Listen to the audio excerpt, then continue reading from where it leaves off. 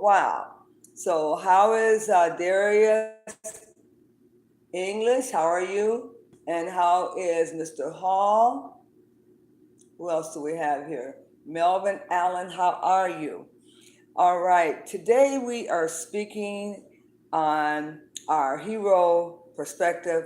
We're getting a little spiritual with you before Black Love Day. Happy Black Love Week to you. Black Love Day is on the 14th, and I'll be doing a special talk on Black Love Day. And to select your faith and how has your faith saved you?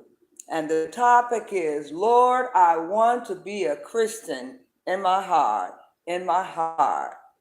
But what can I do? What can you do? Because most of you are springing up from a foundation that needs to be corrected in the Christian faith. How can you build on sinking ground? Can you go and correct the foundational problem? Can you continue to learn from that basis of Christianity? Or must you tear down the foundation and start anew? Well, a lot of people are trying to bank from that foundation of indication, or that foundation that has been crumbling all along and been questionable. And a lot of people have gone on and tried to make do. Now, what do I mean? What I'm saying is that I've been a Christian too, and I denounced my Christianity some time ago, a couple of years ago on national.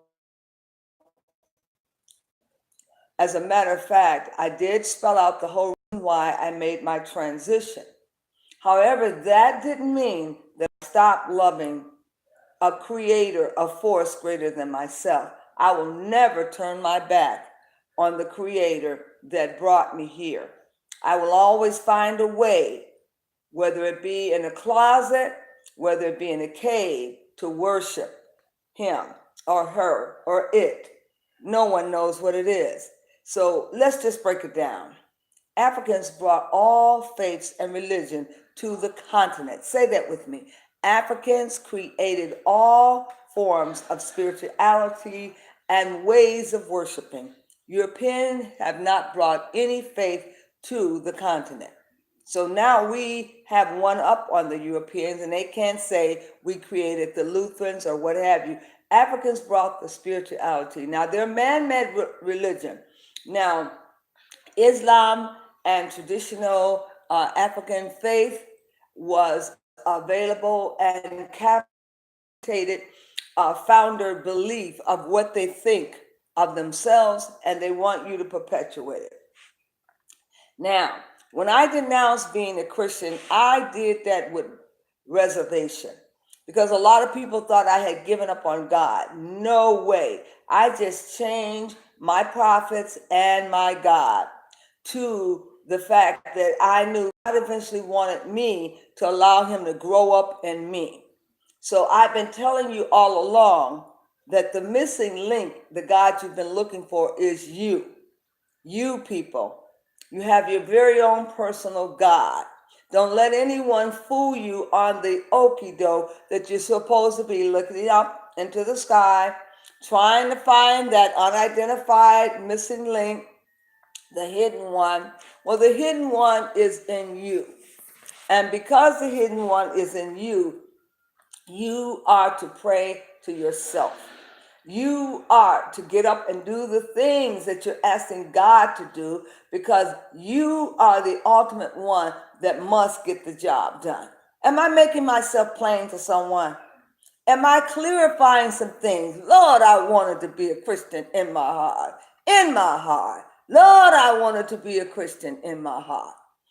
Oh, how I loved him as a little child. I wanted to be pleasing to him, and I wanted to be a Christian in my heart. And we've said that so many times, they've even made us go up front and stand up and say, Lord, I want to be a Christian in my heart. Lord, I want to be a Christian in my heart. And we was to sing that song, and we did everything we could to be a Christian in our heart because we didn't want to be no heathen. And that's what black folks were called when they said Christian faith, but not from the spirituality of God. My foundation is firm in the spirituality of God, knowing who God is, putting God in his proper perspective, and knowing who the prophet Jesus was, which is Oromalah. We kneeled at Oromalah's feet, and we told Oromalah why we wanted to be here, and we whispered the secret in Oromalah's ears, and only Oromalah knows our mission, but we've forgotten our mission. Yes, we wanted to be a Christian in our heart, but not if it taught us falsehoods and allegorical stories. Some of us actually accepted those allegorical stories, and they lulled us to sleep like little children. We went straight to sleep, and we never questioned anything. Who is Jesus? And how come God didn't have no wife? And why was Jesus brought here through an immaculate conception? And how come Jesus cannot have a family? What is this all about? Why did we immediately thought that people would accept Jesus not having sex, Jesus not having feeling, and put him right in the category of a man that must restrain himself from sex? We should have known right off the bat that something was wrong with Christianity. Something was wrong with Christianity. Everything. Why didn't Jesus have these things? Why did he not mimic what his ancestors Moses did? Moses took up a wife, and so did David. Jesus was so-called in the house of David, of Joseph's family. Why didn't he follow pursuit? Something should have told us that something was wrong with this foundational teaching. They had went away from their belief system, their rituals, their tradition. It was traditional to marry, and it was honorable. So why would Jesus go so far away from this to only have to hang with shamans and deacons? And there were no pastors back then. The word pastor is not even in the Bible. So, Lord, I want to be a Christian in my heart. In my heart, but how can I do this if my foundational teaching has been shattered from the start? If my foundational teaching has been blemished and counterfeit from the start? Some keep building up on shaky ground. We know the story and the song. You cannot build up on shaky ground. You must take time to tear that foundation down and to plant and dig deeper so the foundation is rooted deeper and start again. We have too many people that are still trying to make Christianity right when it did not start that way, because it was counterfeited for a Roman philosophy of Christianity. You didn't have the right philosophy in the first place. At the Council of Nicaea, they tricked all of those Jewish people. They tricked all of those Hebrew, and they swapped out Christianity for a Roman philosophy. At the Council of Nicaea, they decided how they were going to present Jesus. And it wasn't the same Jesus you know. They changed the concept of Jesus and gave you a false Christianity. And those who are worshiping Christianity right now are worshiping under a false concept. The Council of Nicaea is a book that you can read. Go look it up. Pull out the book and see that there was a meeting at the Council of Nicaea for the Romans to decide how must they give the Hebrews back their Jesus and have them worshiping a phony Jesus and Christianity in all. This is documented. It made history. I'm not making it up. It's not according to Garth. Go out and find the Council of Nicaea, and it will explain to you that you're not worshiping Christianity at all. But Lord, I want to be a Christian in my heart. In my heart. But what can I do when my foundation has been obliterated and my foundation does not stand and hold water? You must dismantle of what they believe, and they gave religion to us. It is not natural to have something that ties you or bonds you into another form of slavery. Now, must I give up religion altogether and become a heathen? Shouldn't I have something to govern myself by? Well, when you are God, you must understand that in your Cosmic record, every good thing was put in you. I said every good thing, and sometimes there were bad things, because God inhabited good and bad. He created both of them, good and bad. But when you're coming up and you are facing all these choices of different denominations have been man-made, you must begin to first start to acknowledge yourself as God, and that you are praying to yourself who God allowed to come and do you. He allowed a piece of himself to come and sit with you and allowed himself to remain on the throne, while at the same time giving you an aspect of belief of himself, so that you can function as God, so that God will never leave you and will be with you at all times. Now, here's these Christians that are still quoting these scriptures from a Bible that's been mutilated. When you take anything out of its subconscious, when you go and have a book edited, mutilated, and it's out of context, you cannot say you are working with a full, completed Bible. That book has been tampered with.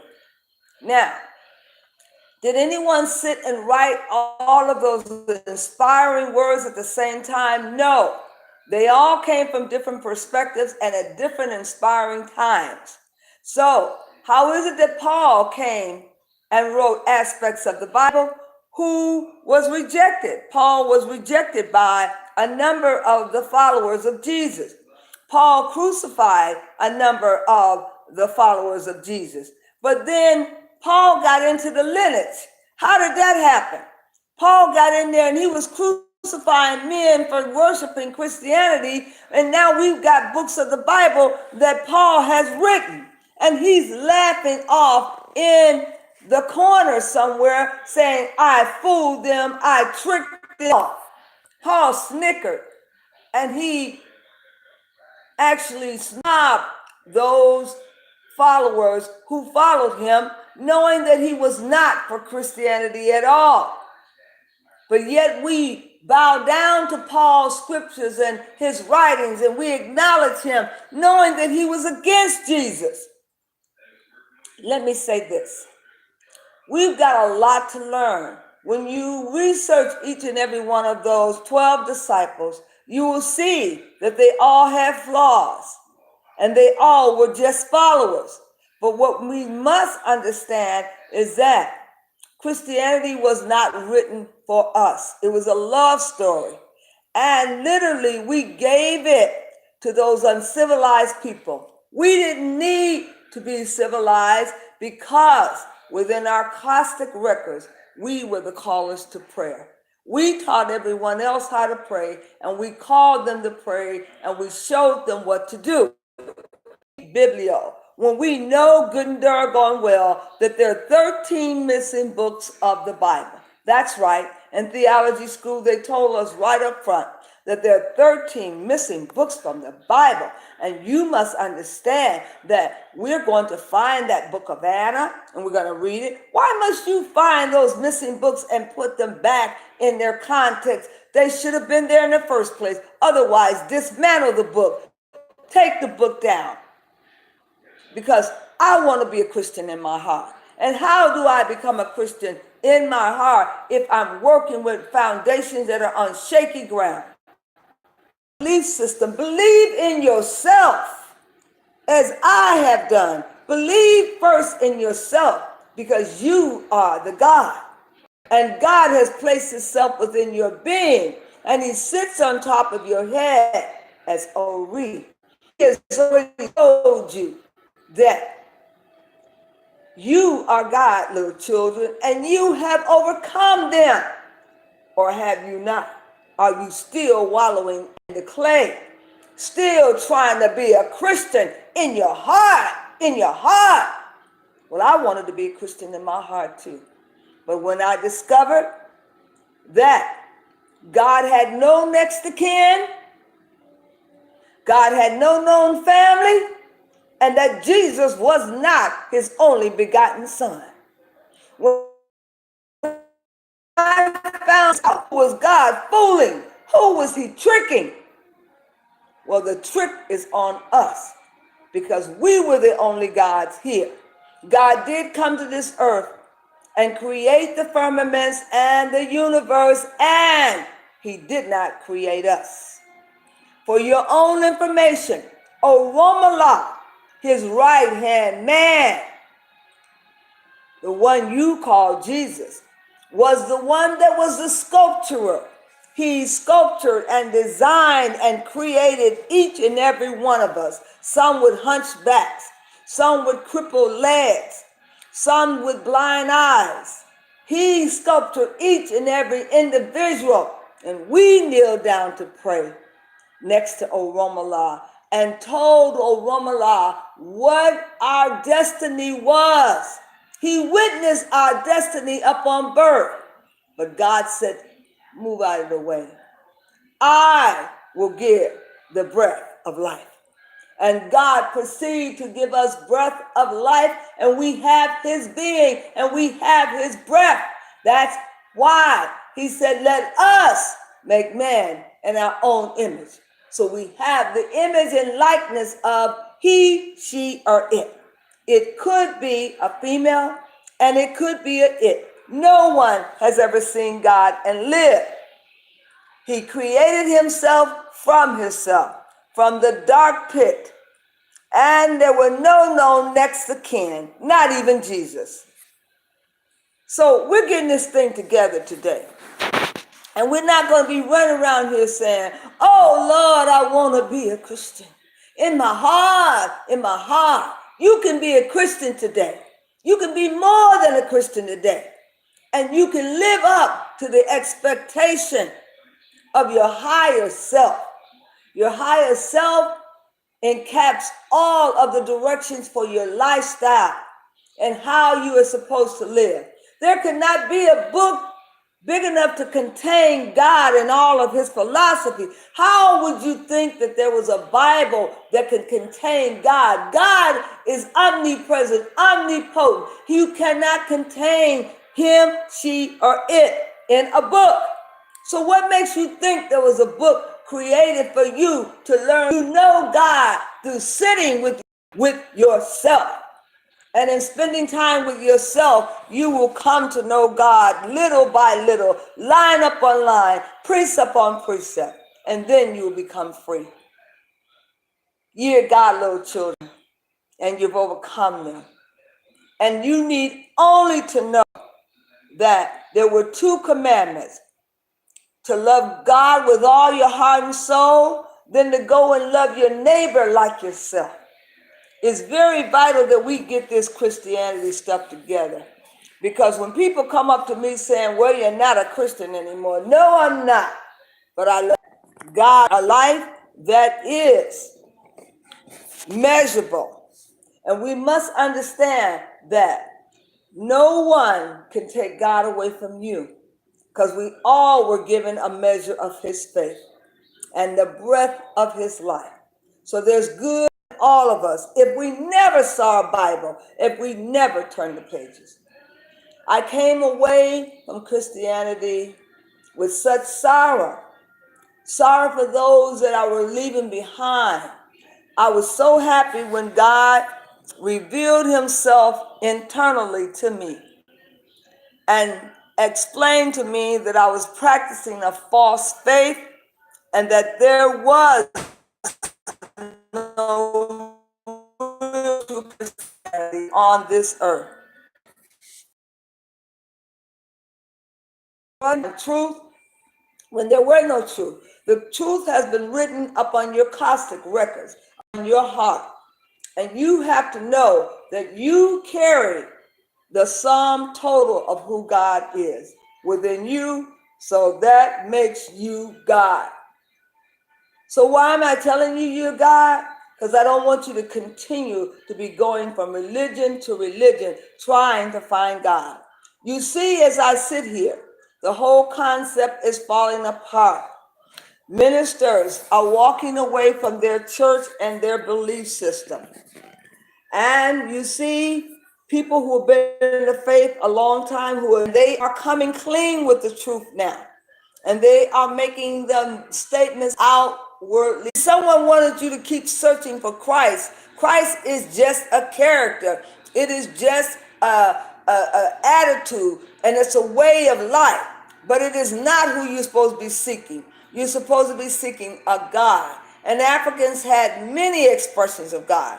They were not monotheistic, looking at many different gods. They were not polytheistic. They were monotheistic. They only had one God that created the earth, but his essence. So we've got to get into our African concept of who we are. We've got to become more spiritual. Then spirit is eternal, but dealing with the natural is temporal. So as you get into the spirit realm, you will get to know who God is. And then you can treat yourself right.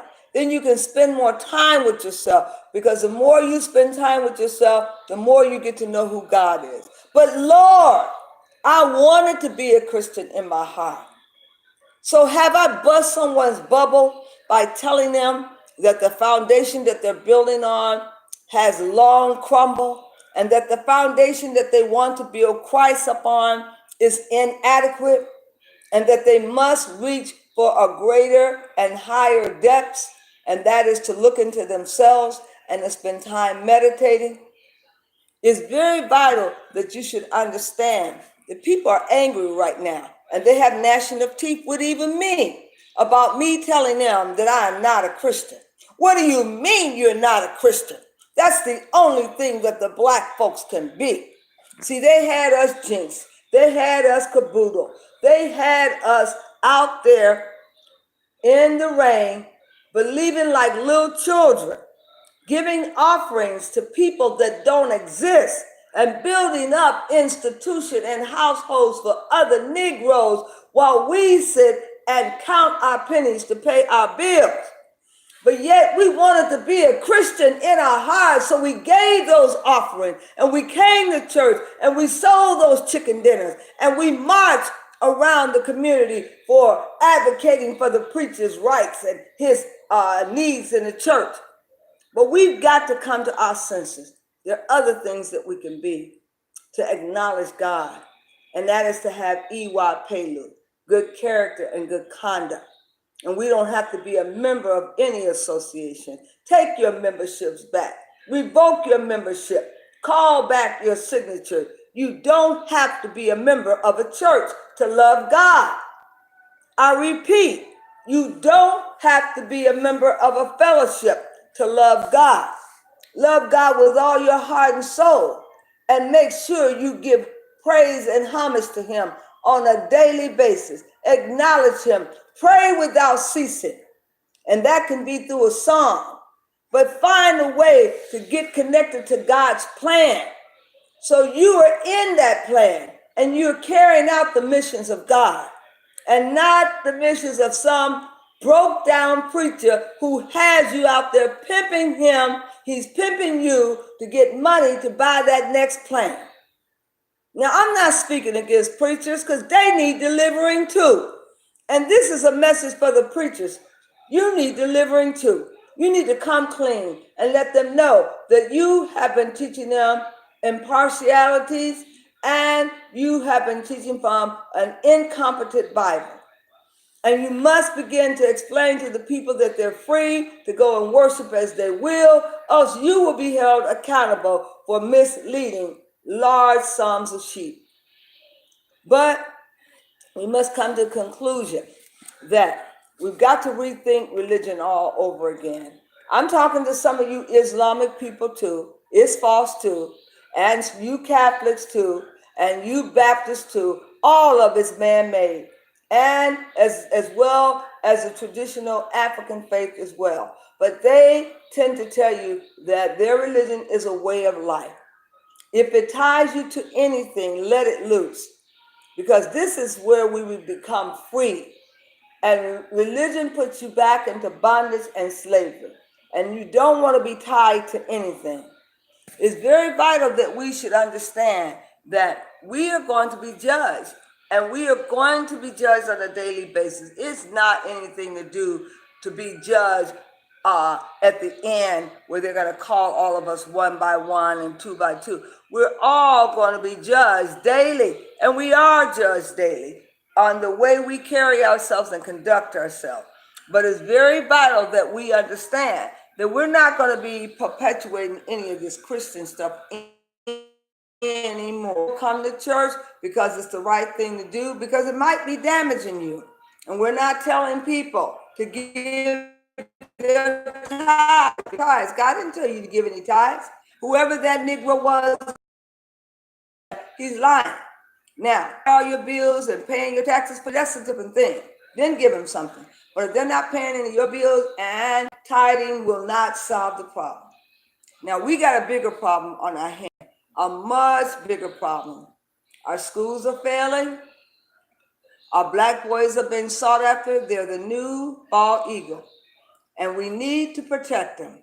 We need to find a way to put our boys in a safe place where they cannot be guided. This is worse than the ancient days when they went after all of those 2-year-olds that they were trying to kill. They're still trying to lock up every black boy and kill every black boy that they see. And we're not doing a damn thing about it. We're up in these churches talking about, Lord, I want to be a Christian. God is ignoring us. He's ignoring us. If you don't do for self and go home and take care of the problem, it ain't nothing that God can do for you. And we're sitting here watching this judicial system that's corrupted with police justice, but coming out to create havoc in our community and crime. So we've got some real problems ahead of us that more than the Bible can correct. We're going to have to be the living epistle ourselves. We are the church. We're the temple. And we're going to have to let someone know that, Zulu. We're going to have to let somebody know that, Eugene King and Kenneth Lewis. Go down below and subscribe. Subscribe to my channel and follow me. Be more than a follower. Be a subscriber. I'm on here as often as I can get, and I haven't been with my Facebook friends in a while. And let me go down through the list to see who's with me.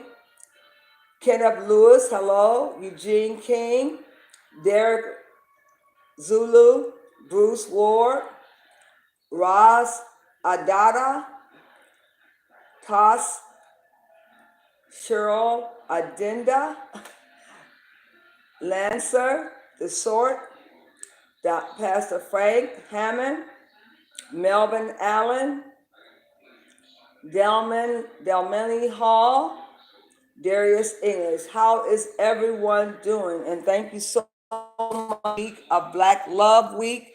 I hope that you're all getting ready for Black Love Day on the 14th. And don't just give your significant other flowers. Give your significant others an experience. Okay? And on the 14th, I'll be doing a Black Love speech, as usual, every year. We are getting ready to celebrate our 10th anniversary on Blog Talk radio station this year in May. And we have tons of things planned. I don't know if I told any of my Facebook followers, we have our website up, and I'm back on Blog Talk now, full time. And I will probably be doing a Blog Talk tonight. We're doing YouTube now and Facebook. So I would like for you also to follow my blog talk. I do upload those shows on Facebook because I can't be everywhere. I have to try to put more time into Blog Talk. That is my radio station. That's the bread and butter that's going to explode. And we're doing mind, soul, body, and spirit on the Blog Talk. And we're going to have a focus in on looking at our health, our family status, and marriages. So we're going to be bringing in a marriage therapist to work with us, to talk to us, and to counsel those who need counseling. We have the two websites up. One is the Montu, what is it? The Montu Enterprises.biz for those who are actually priests and priestesses, and also those who are poets. We're asking them to go out and check out the website. There are tons of things to do there, downloads, and also my new book will be coming out March 14th, and we are in the process of getting that completely formatted now. But the actual poetry book is out. It's been out for a while, The Journey of the Class Agent. But we would like for you to support our following and support what we're doing. And if you're not a subscriber here on YouTube, I'm asking you to become a subscriber. Our channel is brand new. Well, it was under a different name about a year ago, and I wasn't really attending to it. But now I'm trying to give it as much attention as possible. And I ask for you to be a subscriber and support what I'm doing. Once again, I am Omi the 7, here to serve you and also here to give you confrontation. And that's what this is about. I'm here to get you all riled up about, am I in the right faith? Do I need to put Christianity down? I'm not telling anyone to make that decision. That's up to you. Some of you have known for quite a while that this has been a struggle for you to stay in this faith. Now, Pastor Frank, no offense to you, I'm speaking to the general public. Now, I'm not here to indict you on any causes of being a preacher, but what I am here to do is tell the truth to my followers why I left the church and why it's been beneficial for me to take that burden off of my shoulder so that I am no longer following a command of the government, because most of the churches are locked into the government. If they have a 501c, the government is telling them what to do, and they are guiding those sheep. And Pastor Frank, you can't tell me they're not. I know that they're guiding those sheep because I used to be a part of the fivefold ministry myself.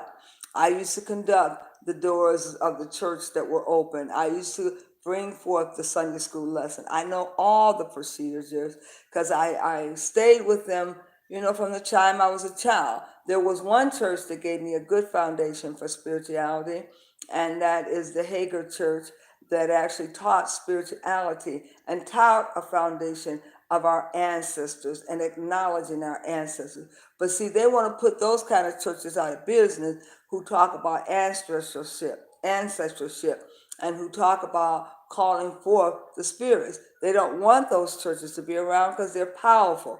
They have authority. And I do acknowledge those churches, and I still go and support those spiritual churches because they're the only ones that are giving us a word of knowledge. And we need a word of knowledge. We don't need no spookism and no fakeism. We need a word of knowledge, and we need to have readings done to give us direction for our life. And as we sit here right now, somebody is in need of direction for their life. And they can't go to no pastor to do a reading. The pastor will look at them with gnashing teeth and say, well, what do you mean give you a reading and direction for your life? Well, that's what the pastor's supposed to do. He's supposed to guide and direct. Now, I want to say for the record, pastors know that things should have changed and that they should have been about the business of changing. But they're still passing the collection plate and collecting money, getting fat rich. Now, I couldn't see living off of anyone's money. I had a following and a ministry as well, and it was called Family Affair Ministry. I never took one dime from them. If anything, I gave to them. I could not see perpetuating the heresy from these inappropriate, incomplete books any longer. So I had to make my exit and to leave. My glad a way of life that is every day enforced, not just on Sundays. Practicing a Yoruba traditional way of life, understanding that I have to be a Christian in my heart every day, not just on Sundays, but when I hear those congregations find a way to, you haven't locked yourself out of seeing God. God is still in your life. Every day that you give to someone and that you pick up a child or aid someone in their sorrow, you are still fulfilling the Great Commission of Christ. And that Great Commission of Christ is to do unto others as you would have them to do unto yourself. There's some Christians that are in the church that are not treating each other right, and they're in the church every Sunday. So a church does not make you saved. A church does not deliver you. A church is a place for dwelling where you meet together. And I say, don't forsaking the meeting together of yourself, because myself and 12 others, we started a church from our home. We met together every Sunday, and we build our foundation from the ground up and rented out space until we could go and put down a down payment on a building. So I know what it's like to raise up and erect the church and a building. I know what it's like to start from the beginning to the end. I know that. But to walk away from it, a lot of people say, well, I just couldn't walk away because I put so much in it. When you find that something is wrong and is stagnant and the foundations are wrong, the best thing you can do is walk away. And so I walked away from a lifetime work with large numbers of friends who we built together. And then I saw some of them walk away and ask me, how do you get out? What must I do to get out? Because, Lord, I still want to be a Christian in my heart. Everybody still wants to be a Christian in their heart when they make their exit out. They are not giving up on God. It's just that they're giving up on the traditional makeup of so-called church, because they're finding out that the church is not what it was intended to be. It was not what they went there for. And a lot of them have called me and asked me, how did you get out? What did you do to walk away? What about your friends and your loved ones? What about them? I had to be obedient to God, and I had to know that I was centered in myself and I was not suppressing my gifts. My gifts were being suppressed, and I was not able to practice in the full spirit of the way of life. And I knew that I could not go on suppressing the truth, because from time to time, the truth would come out, and I start speaking, and they would be disrespectful, saying, well, you're blaspheming. You can't say that in the house of God. Well, I felt that it was time for me to get out of the house of God, because I felt that that wasn't a house of God at all. It was a house of irreproachable. And some of them were fornicating in the church and doing everything that they thought they were big and bad enough to do. So church was no longer church for me anymore. It became church in my living room and YMCAs. And we built one of the biggest churches that was ever started in the northwest suburbs of Illinois. Nevertheless, I had to walk away from what I helped to develop. I had to walk away from it. But I didn't leave my friends. My friends were still good friends with me, and they did not have gnashing of teeth against me, because they knew the kind of person I was. So a lot of you are going to lose friends when you walk away from your church. A lot of you are going to lose your family members who don't want to associate with you no more. A lot of you are going to lose sleep for crying over whether or not you made the right decision. Now, I'm saying to all those preachers in here, yes, some of us are going to leave these churches, and they're going to be glad about it. But then some of them are going to struggle. And I say to those who are going to struggle, fight on, soldier, because you're going to have to fight the good fight of faith. Because you're going to have more gnashing of teeth from your own members than you will in any community. And it's very vital that you should understand that we only get one life to live. And we have to understand that we are, hi Michael Savage, to pay for our mistakes. Don't do false religion.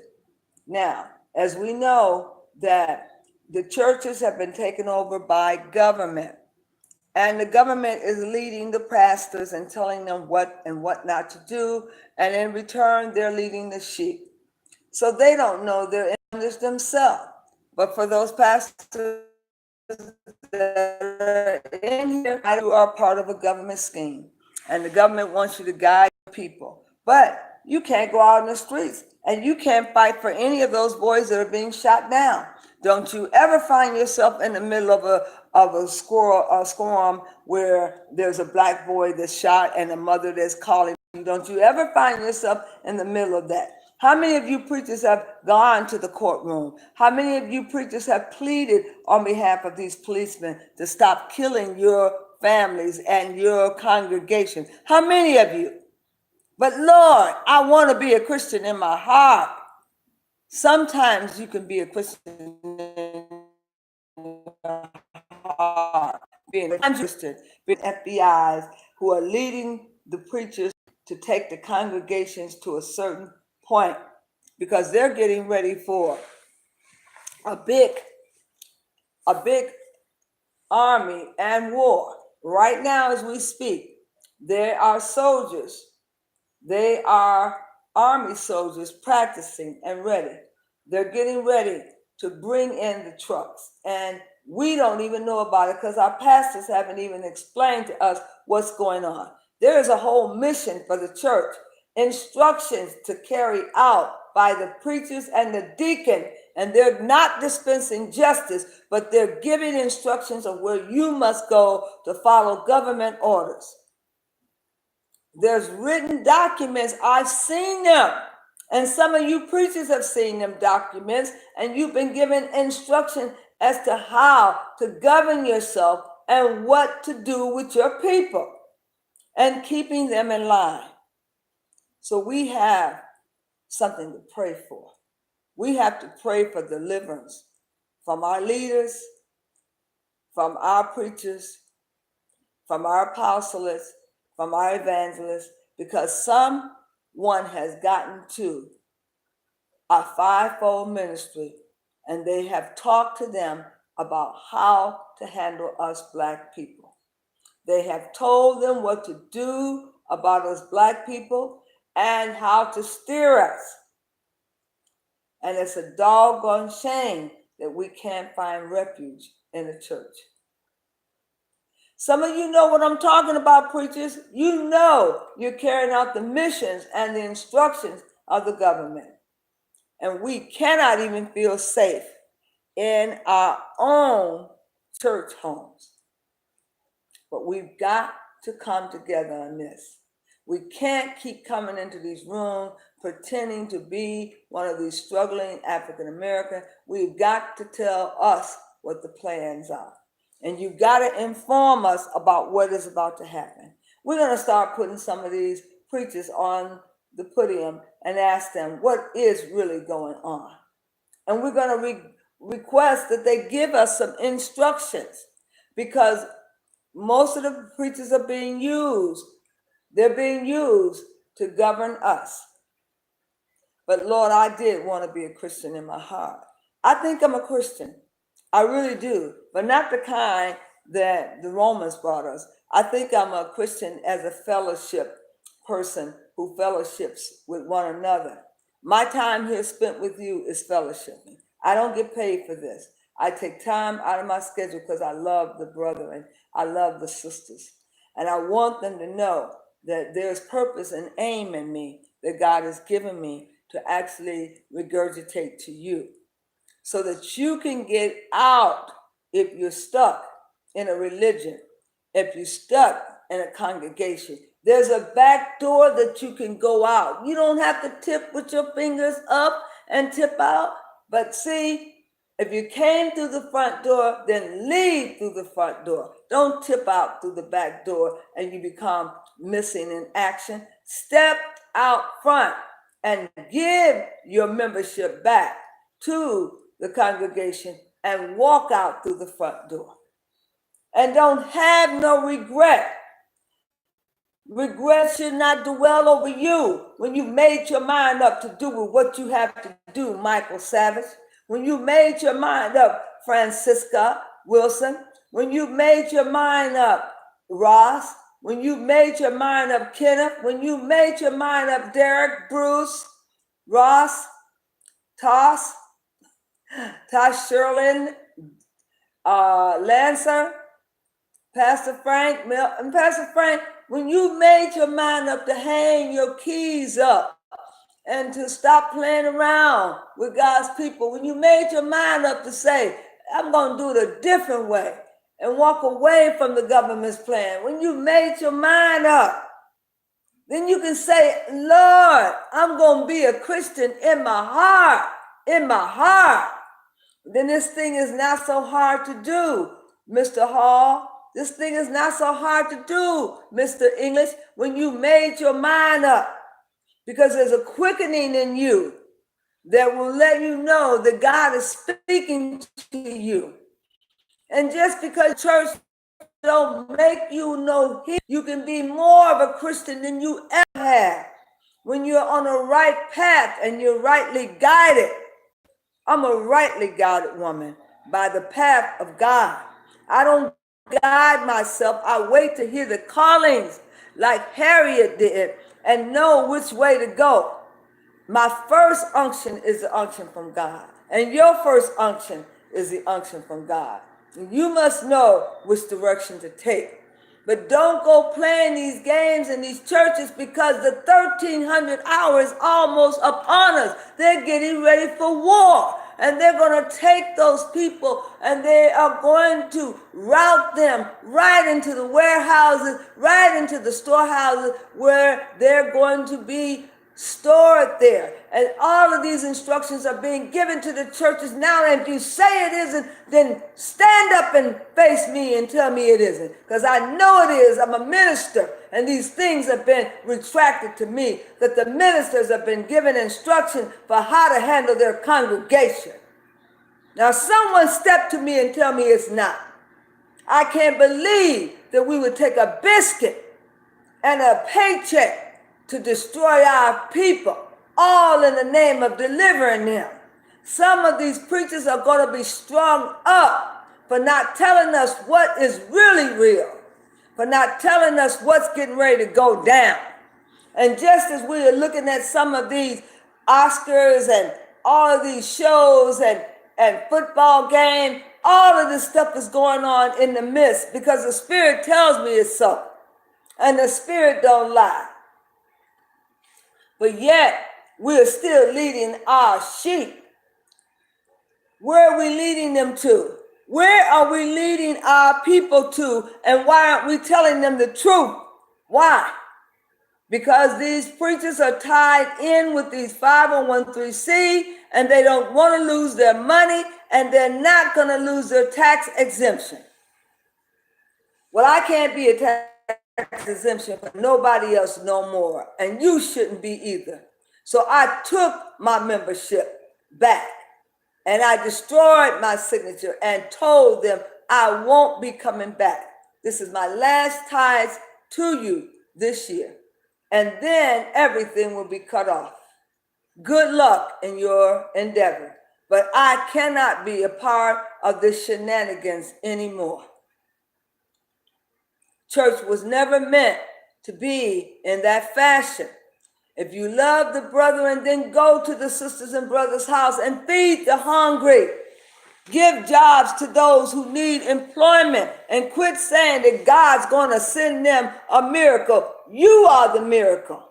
And if you cannot find the miracle within yourself, then you're waiting on daylight to creep in, because God ain't coming down here. And no, Jesus won't be coming back, nor Elijah.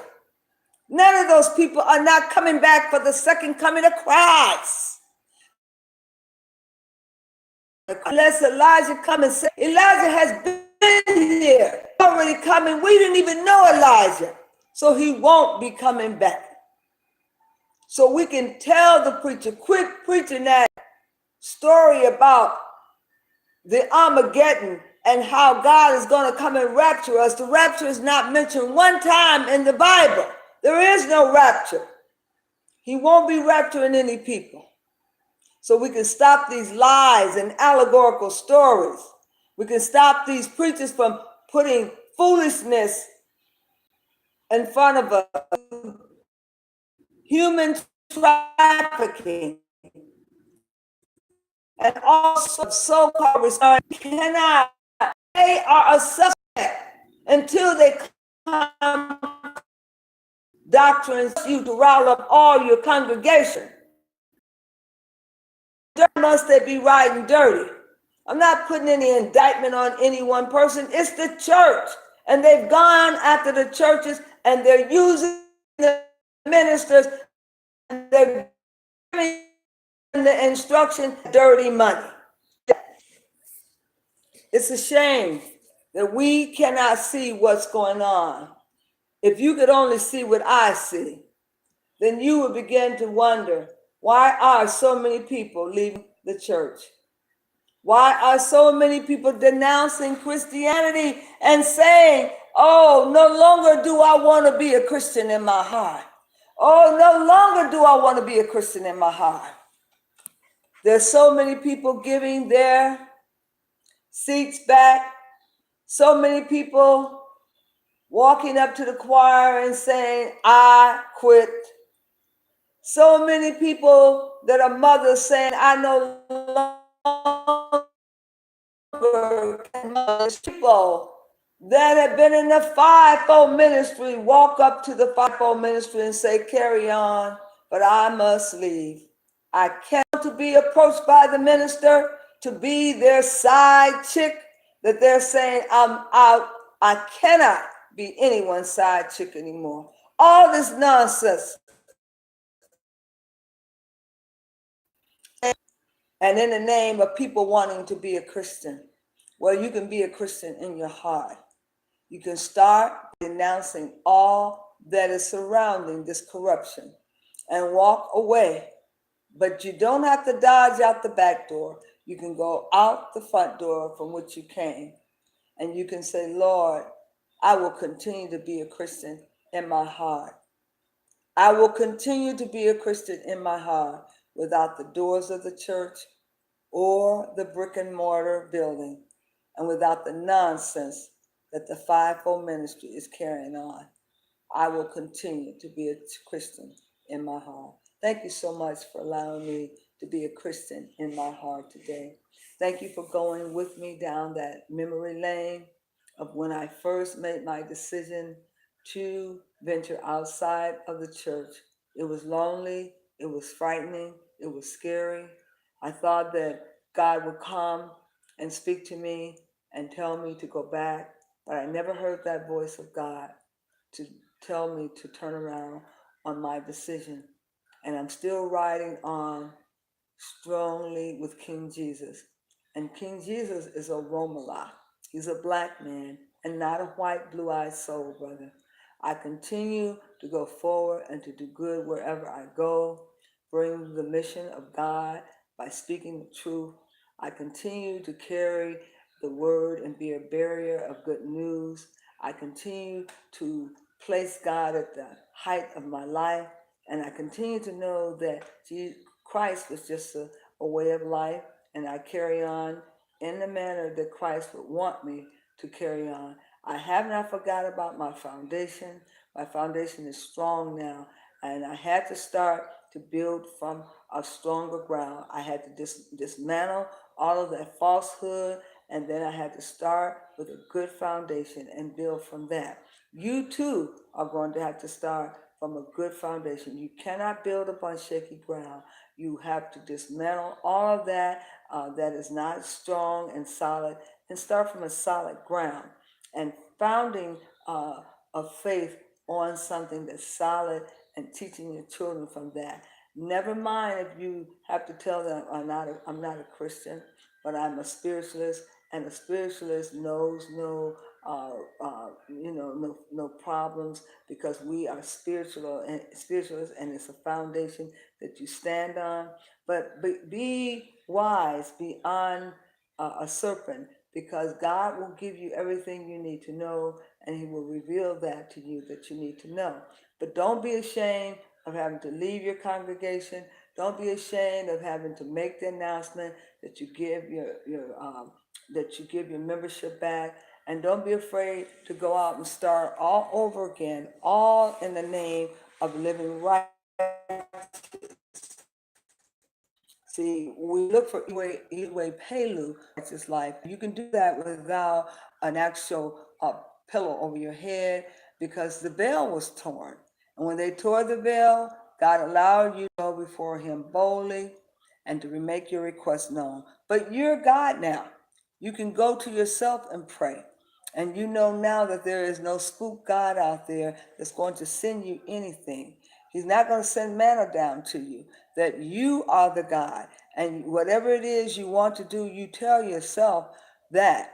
And you sit with yourself and meditate. And God will come forward and speak to you and give you your right frame of mind. And He will minister to you in your heart. So we being God, and we being parents and can give good gifts to our children, how much more can the Heavenly Father give to us who ask? We can ask God that He will empower us, that He will strengthen us, so that we won't feel weak and by ourselves. But we must get this thing together, that God is not out there in the atmosphere, and that Jesus is not coming back, and that all this stuff that we see going on in the church, that it's real.